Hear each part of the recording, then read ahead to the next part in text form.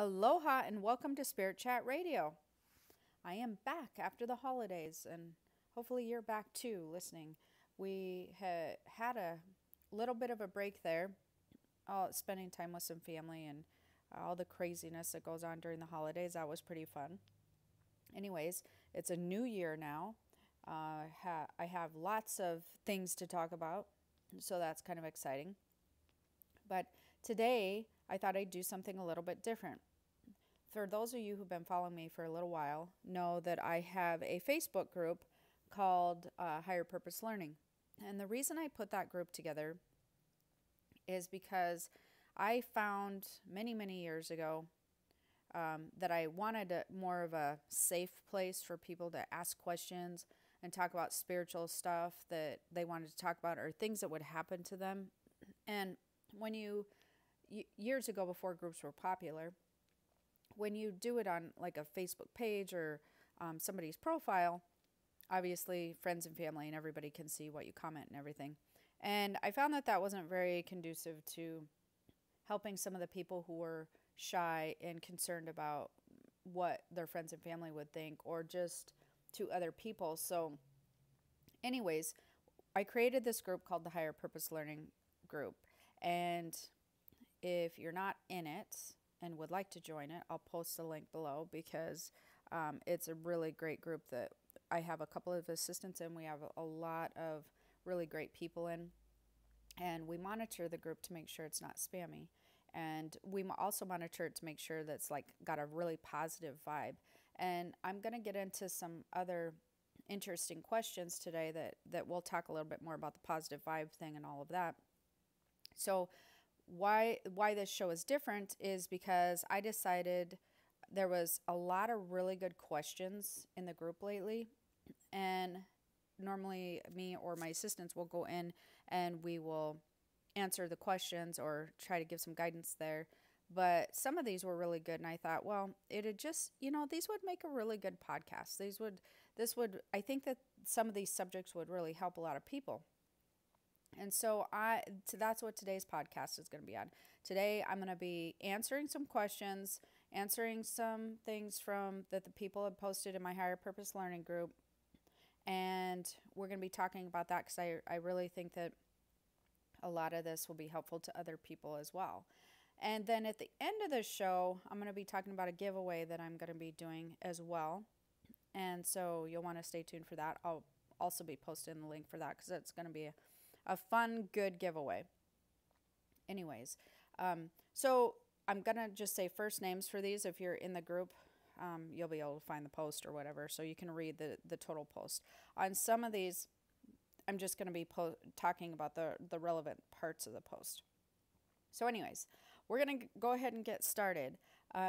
So there was a question by a new member named John, who during the post talks about having, basically there's, some background with him having experience with spirits and in a different place that he's moved into, and he's had visions. So basically, from what I'm reading in the post, there is some psychic development here. So he's psychically sensitive. So we're dealing with somebody who's psychically sensitive.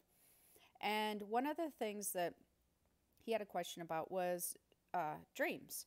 Again, this is something like I was talking about.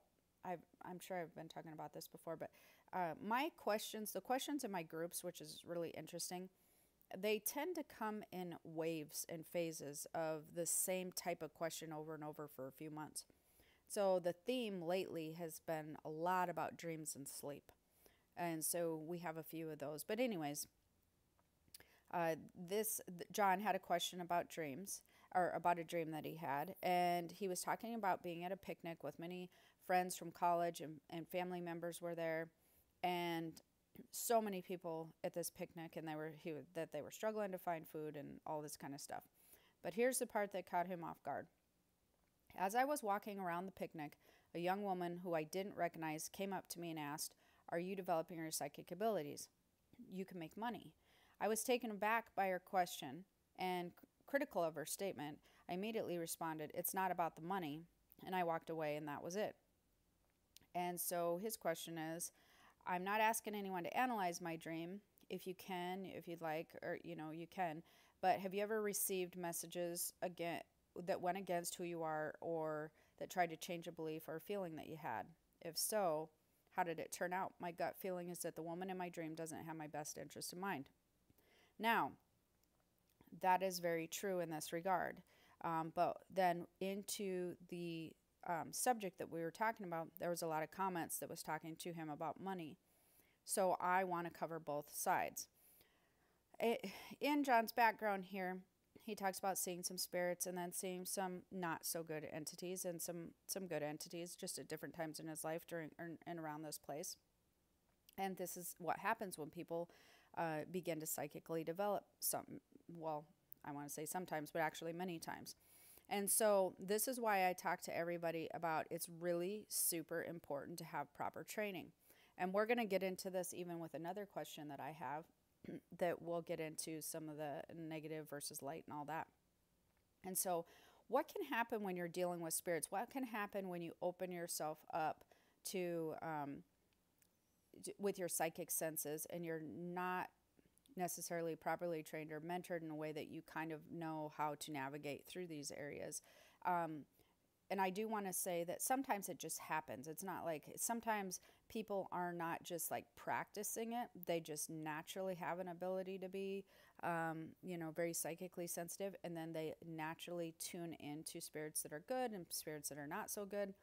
They just don't know how to deal with the different realms, the light, the dark, and all that sort of thing. And so that's where the mentoring and the teaching comes in really handy. So anyways, what happens during the time where you're starting, if you're psychically opening and you're starting to psychically sensitive and you're starting to see bad entities or things that you don't like, you need to be able to clear your space, number one.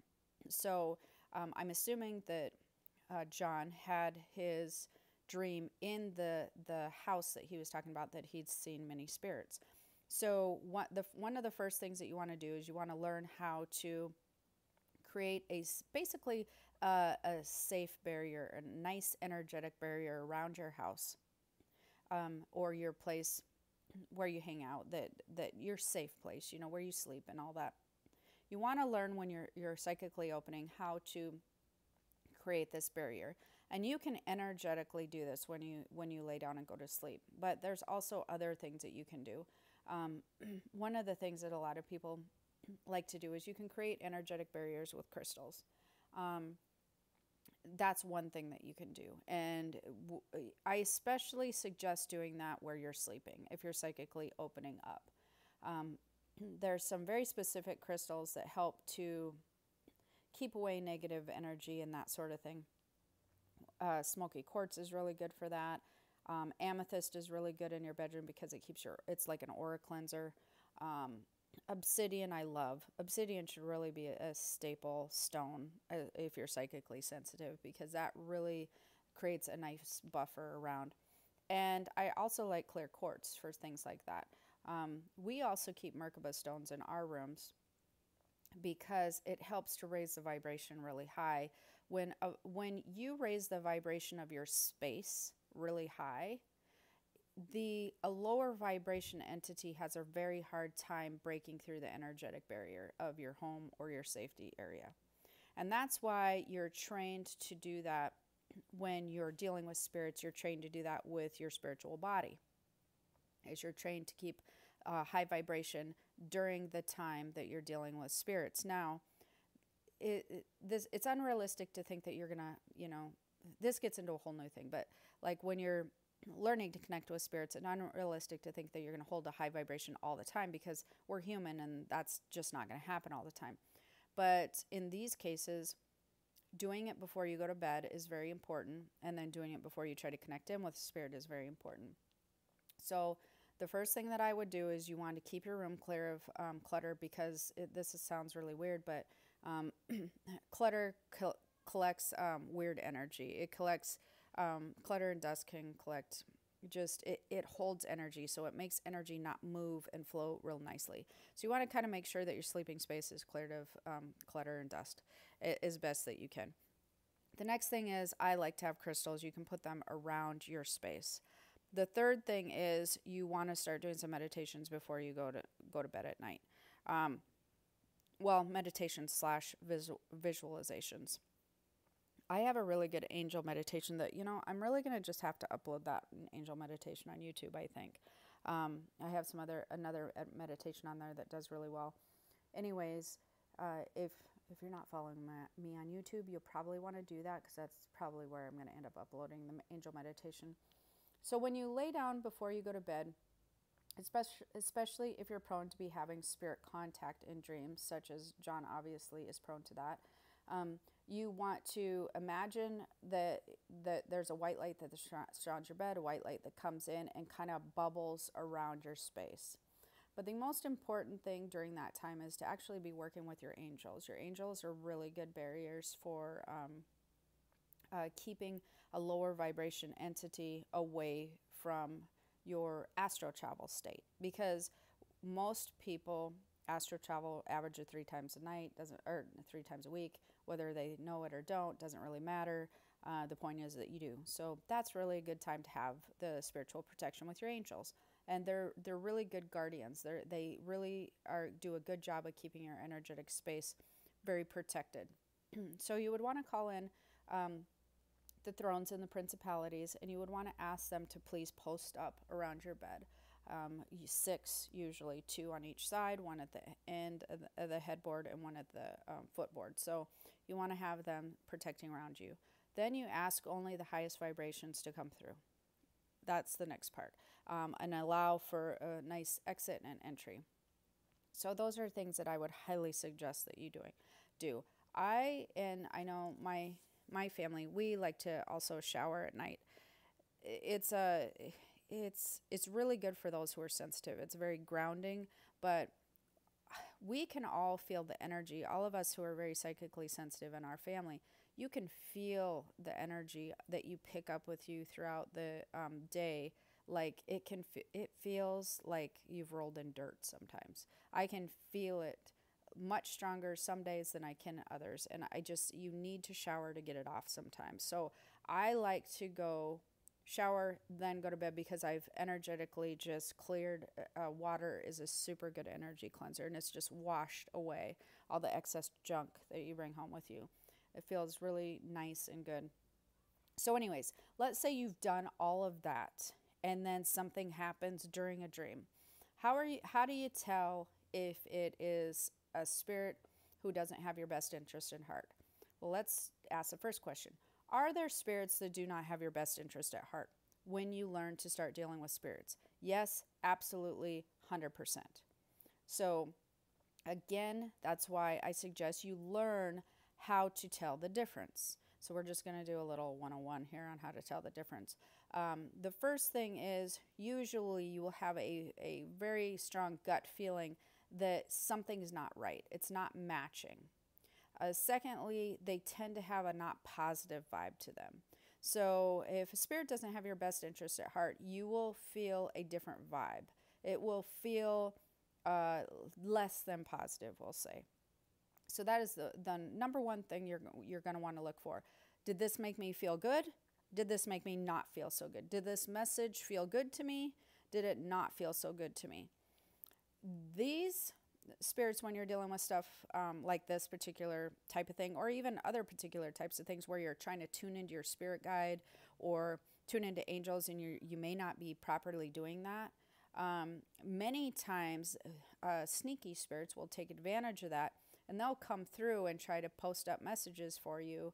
And the way that you can tell is, again, does it feel good? Does a message feel good? Not particularly paying attention to the words itself, but how did the message feel to you?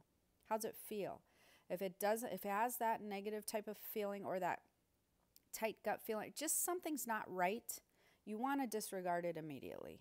Because any type of spiritual message that you're getting, even if it's information you think that you wouldn't necessarily want to have, because I'm sure that there's people out there going, well, what if there's something that, they're telling you that's true, but it's maybe something that you don't really want to hear? You'll feel it in your spiritual body. You'll feel some type of alignment that feels like, yeah, something about this feels right. And that's one of the main things is you want to really pay attention to what's feeling right and what's feeling onto you and what's feeling off. And we're going to get into that with some other stuff about a reading in a minute too. So the key thing here is obviously it didn't feel right to him. My gut feeling is the woman in my dream doesn't have my best interest at heart. Absolutely, that is what was happening here. And the other thing is spirits like to play on your fears or things also. So that's another scenario. Oftentimes, something that you're fearful about, they love to bring in and start working their magic with your mind and trying to get you fearful to do something that maybe you should do, or that they play with fear a lot. So if you have dreams that are filled with fear or worry or anxiety, usually those are being guided by a lower vibration spirit. When you're dealing with a higher vibration spirit, such as your guide or angels or things like that, the ones that you're wanting to be guided by, those don't have a negative tone to them. And I've even had people say, well, I've had a dream of, a loved one who's passed over, and they were behaving a certain way that made me uncomfortable, or like they were mad, or they were being angry at me, or, they were being sad or unhappy. When your loved ones pass over, they don't go into a world of low vibration more often than not. It's very rare that they do that. So when they're coming across to you, if they're coming across feeling sad or angry or whatever, that's a really, really good indicator that you're dealing with a spirit that's basically messing with you. So the key here is two things. One, I feel from what that John, you've said, that you definitely need to do some more, and I may have missed it, the burning incense around your space. You'll want to try to put more of an energetic barrier around your home. You'll want to try to make sure that you're doing some meditations to clear out your space. You'll want to make sure that you're using incense and doing things like that, and really putting a barrier up around your place for one. Then when you get into your dreams, if you're having things like that happen, you'll want to do a clearing on your house and your room, asking all low entities to be basically kicked out of your space. They're not allowed in that area, and put up an energetic barrier, because they will and love to mess with you. The thing here is that I really like is that John was super aware, just by asking this question, if that there was something that was off to him. And so that was really great awareness. It didn't feel right. So that was a really good one, which kind of sort of goes into this next question that I have by Nicole. She actually had two questions in the group, but I liked both of them. I thought that they were really good, so I wanted to get into that a little bit more, which was, I had a reading done with a local psychic last night. Some of the stuff she said didn't quite line up with the message and signs I thought I had received from my spirit guides. How do I know for certain who is more right on track, or even is there a right track? I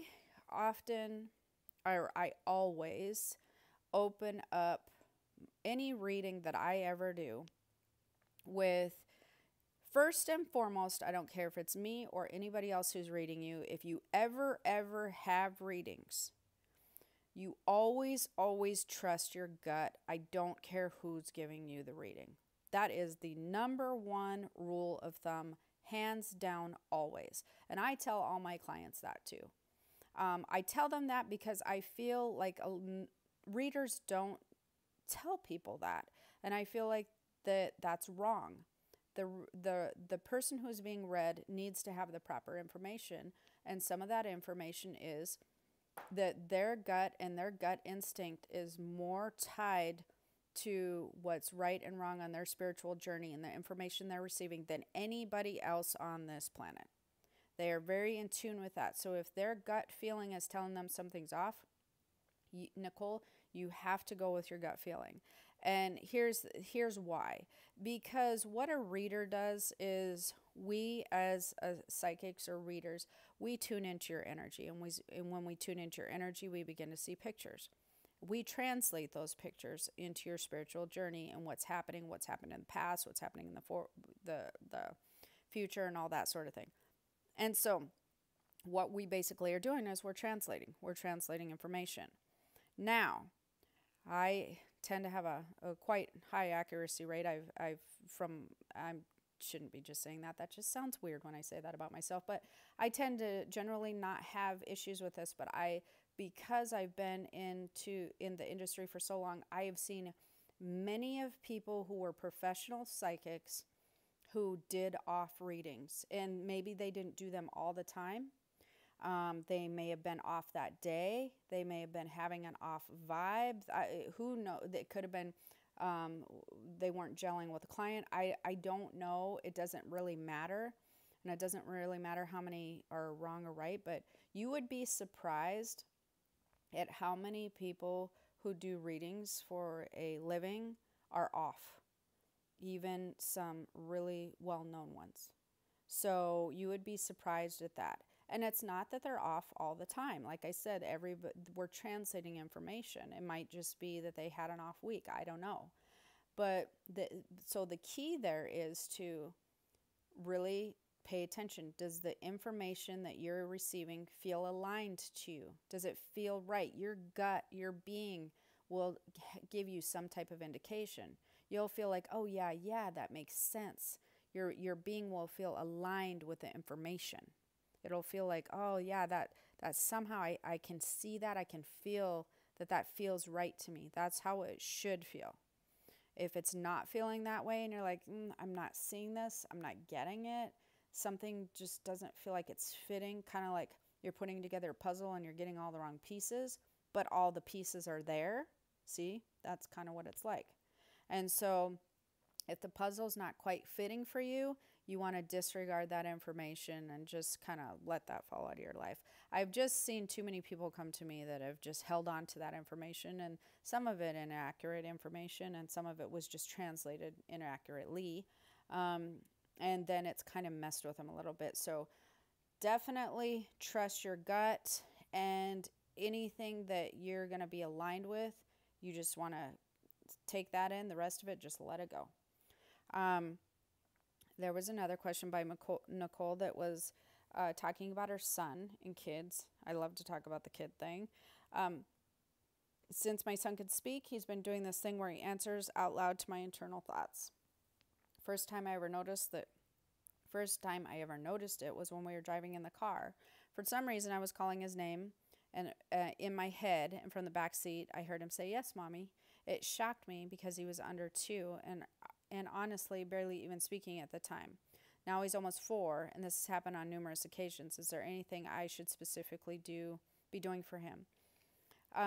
There's nothing necessarily you should specifically be doing for him, other than realizing that he will be very different than other children. And what that means is, when they're very psychically sensitive or highly sensitive, you just want to be aware of that, because their behaviors can be a little bit different. So they become very aware of energies of people. And you will want to pay very close attention to if they like certain people, if they don't like certain people. That's really important. Don't force your son to be around people who he doesn't like. Doesn't matter if you love them. You always want to really love and support their spiritual self, their spiritual information that's coming through, and you want them to be comfortable with that, and you want to create an environment with them where they know that they can trust you with any spiritual information that they're getting, and they can just be themselves. If you shut it down and be like, well, I don't know why you don't want to be around that person, or I don't know why you're saying that. If you start, the more that you kind of shut it down, will actually shut it down, and it will shut down the intuition and who they are. And that can create problems where they start questioning a lot of things, and they stop kind of naturally being very intuitive and very psychic, because they think it's wrong. And so it can become trained out of them. So you want to encourage it and ask a lot of questions. If they say that you should do something or have some information come to them, then you want to be like, you want to say, well, why do you think we should do that? Or that's really interesting. Or what did you think about that? If they have, a lot of times they'll have vivid dreams and they will not call them dreams. They will call them spirit visits, or they seen their angel or their guides or whatever. And you want to learn more about it. You want to ask them and just be like, oh, what is their name? What did they tell you? How old were the people who visited you in your dream?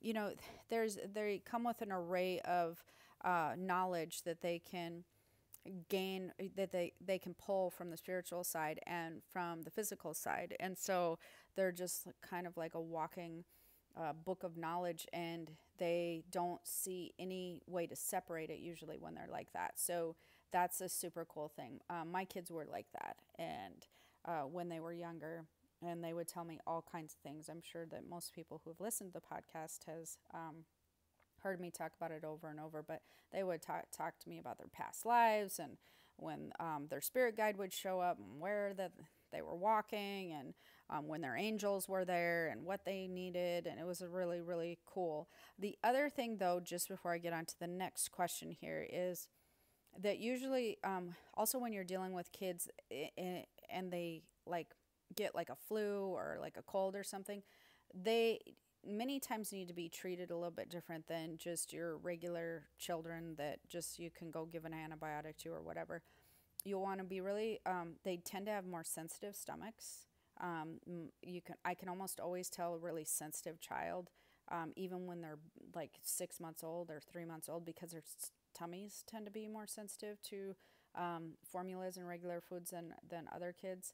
So if you sensitive stomachs comes along with that, so you want to watch diets and different things like that. And then also in our family, we used a lot of alternative medicine with Western medicine as well. We always did the antibiotics and the doctors and all of that, but especially when my son responded way stronger to alternative medicine when we did both. I never usually did one or the other. I always just did both, never really heard anything. So that's another thing that you want to watch for. I forgive me if I say this wrong, but I think it's Dina. So anyways, there was a picture posted in the Higher Purpose Learning group, and she had said that a friend had basically said that they were, it was kind of a rainbow picture. So it was an accidental picture that had been taken, and there was a lot of rainbowy looking shards of light that went out from the person all around the person. And somebody had mentioned to her that they were etheric cords that were attached to people who they haven't released. And if you could see this, I mean, there was like, hundreds of little streaks of lights. And she said, my poor aura is muffled because this is what she was feeling was happening. That is not the case. On many regular cameras, you will not see aura type pictures. It doesn't mean you can't catch things like that on cameras, but the chances of seeing them many times are really, really, really slim. Like, I mean, out of 1,000 pictures, you may catch something on one. I used to do spirit photography, so it's kind of interesting. The other thing is usually most spiritual type stuff like that. In aura photography also is used with a totally different camera, by the way. If you go to the psychic shows, it's a whole different camera that they're using for aura photography. But also when you get into spirit photography, I've had a lot of people that have had orbs caught on camera and stuff. When you really catch some cool spirits and stuff, it's really interesting, and you'll know immediately because you will catch something that looks like smoke. It is the most bizarre, crazy thing. So, usually when I've caught anything such as that on camera, they've been in places that I absolutely knew, or knew immediately when I see in the picture, because I knew that there was high spiritual energy. I've had one of the old houses that we lived in. at different times. I had taken several pictures that caught this crazy smoke on camera. Of course, it's the same old thing. Always knew it wasn't there when you took the picture, and it is. I wished I had those pictures with me here, but I don't think I have them anymore. Anyways, but the areas that the smoke had shown up in the I don't want to say beings, but the forms would show up. Was in a high spirit area, high spirit truck. So that was the first thing is those, it wasn't aura cords that were caught in here. But here's the interesting thing that I also found interesting. She said she had been reading pros and cons to cutting cords and it made her nervous. So she figured she'd do a balancing meditation. I'm not really sure why that reading or why cutting cords made her nervous or made you nervous, Dina. But for any of those who are out there who want to try cutting cords, it is there. It's nothing to be scary about. Is scared about it. Half the people, or I would say even more than half people who cut cords, don't even feel it. They don't really even notice a difference, to tell you the truth. If we're going to be straight up honest, a lot of people can cut cords and not even tell a difference. So there's absolutely nothing to be worried about. It's basically to just, if you're wondering what that is, if you want to do something very quick, you would, do a meditation, sit with your eyes closed. Usually want to do it with specific people. You want to imagine a giant scissors, and you want to cut a cord that's between you and another person. Many times it can be any area on your body. Many times they will show up as colors, gold or silver, very common. And you want to imagine it clipping, and you want to imagine the cord kind of going away into the person. And the reason that you would want to cut cords for people is the theory behind it is when you're feeling too attached to somebody that you just really want to release their energy out of your system and, just kind of get it away from you, whether you feel like they're toxic or you just don't want to be attached to them anymore, or whatever the reason. That's kind of the theory behind it. But there's really nothing that's going to happen with you doing that. You can energetically cut and trim and shave all day. So there's another one. Kat is asked, and I have had, like I said before, I've had a few questions about this. Man, I thought that this would be a short podcast, by the way, and I'm like halfway through. So Kat says, has anyone else been struggling with sleeping lately? I'm lucky to get 2 to 3 hours, and that's a battle. No worries, just wondering. This is so common when you're spiritually awakening. I cannot tell you enough, because apparently I say it a lot, and people are still wondering what's happening. So when you're spiritually awakening, when you raise your vibration, you will find that you don't sleep very well usually, and energetic waves that come through, like I've talked about before, can definitely affect it, where there's a high intense energy and spirit activity at night. And if you're highly sensitive, you're just very prone to being awake a lot during the night, or getting very small bouts of sleep. It's funny because my son had me download a sleep app, and I don't hardly sleep very well at all. Never have. I'm very lucid. I'm very astro travel-y. I remember a lot of that stuff, but I thought I would do it just for fun, just to see, like, okay, I know I'm a light sleeper, and I know I'm very astro travel-y and off and doing all these things, and so, but I'm kind of curious to what this app is going to say. And I have to tell you, the first night, you're supposed to have so many minutes of deep sleep and so many minutes of whatever. And the first night I had like 40 minutes of deep sleep. And I'm like, yep, okay, there we go. I knew it. And I tell him, I had like 40 minutes of deep sleep. Oh, Mom, it'll get better. Don't worry about it. And the next night I had 14 minutes of deep sleep. I'm like, and everyone's like, that's not good. I'm like, hey, I told you guys, this is just the life of being psychically sensitive. But what does make a difference when you're spiritually awakening, and I actually can prove it on the app now, and when you're psychically sensitive, is the grounding aspect before you go to sleep. And a lot of that is also tied to exercise. Um, that's why I like to exercise at night. I like to do a lot of things at night. Night is just great if you're psychically sensitive. Everything, I could just go shopping and do all my stuff at night. It's so nice. The energy is so less chaotic and such less white noise. It's amazing. Love it. Anyways, and I don't mind being awake at night. Well, for those of you who have to get up and like travel to work early or whatever, I imagine that really is a bummer. But since I kind of work late at night anyways, and I work out of home, I can, you know, stay and work late anyways. So that being said, it's super common when you're psychically sensitive. You're very aware of the spiritual energy, which is heightened at night. And so it's a very common thing. My suggestion is to exercise at night to really ground yourself so that you're not so tuned into the psychic energy, the spiritual energy that's going on at night. You're just very tuned into it and very aware, and it keeps you from going into a deep sleep. If you can ground yourself really heavily, that is super helpful, just so that you know. Um, the other, let's see, I may have to get to some of these in another podcast. I will get to one more, I think, and then I might break this up into two. So hopefully that you will enjoy that. Okay, so here's another one. Carly.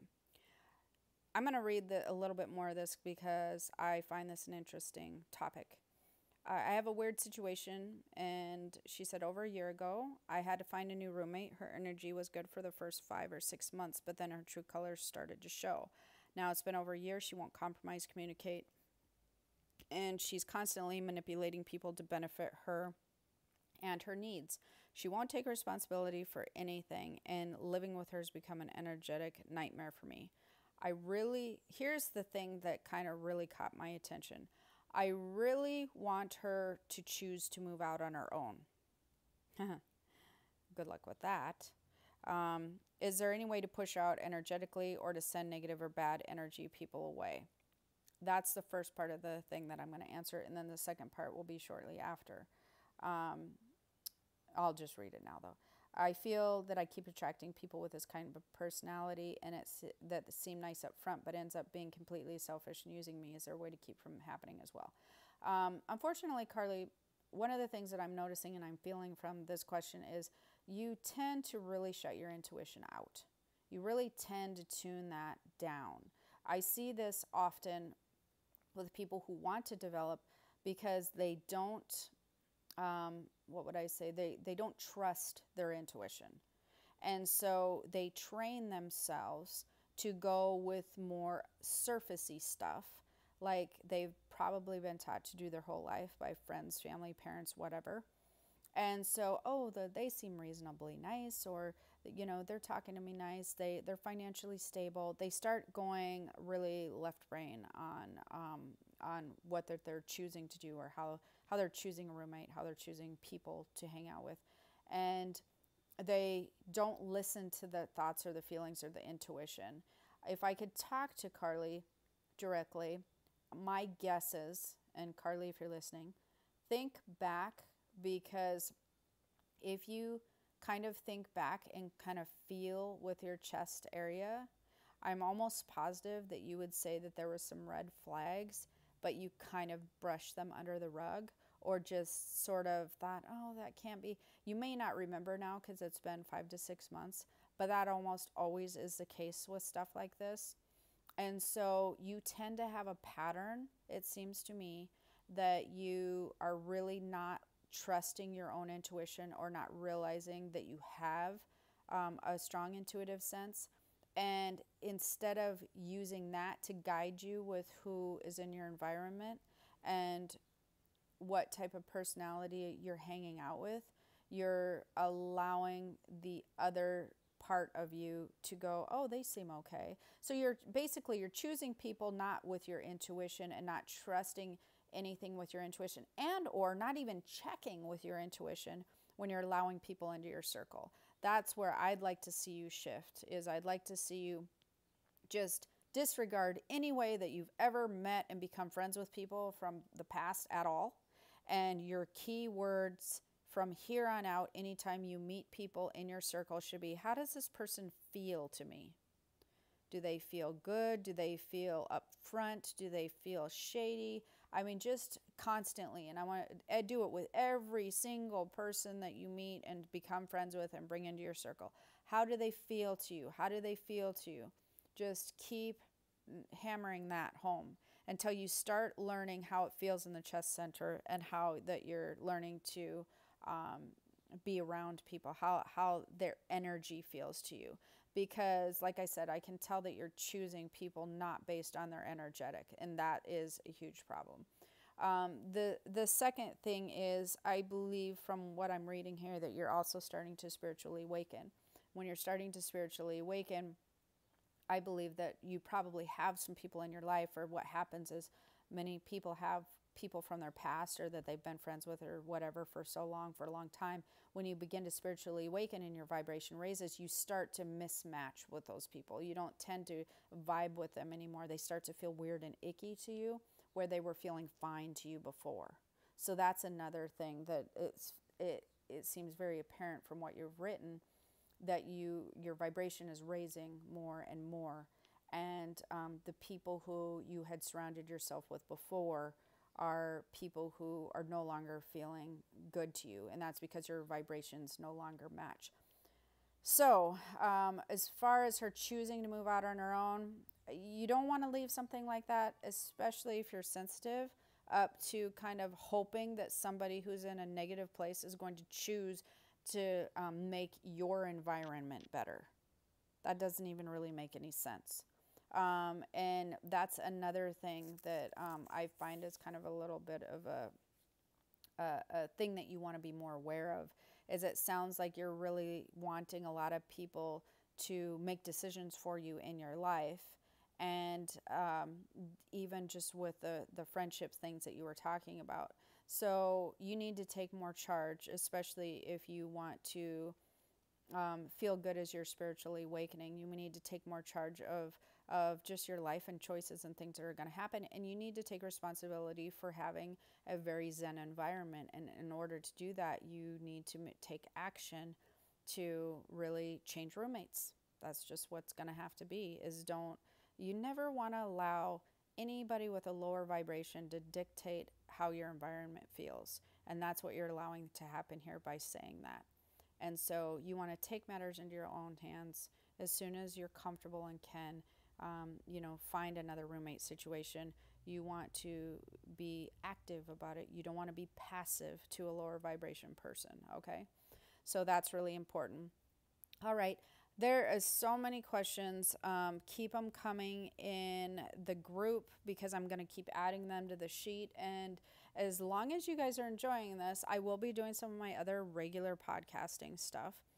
But definitely comment and let me know if you kind of enjoyed hearing some of these questions, Q&As, and if you enjoyed just hearing me address them, because I find that usually even when I do talks and stuff, if one person has a question, like a lot of other people usually have the same question, so they tend to like it when I answer questions for people. So this was actually really fun for me.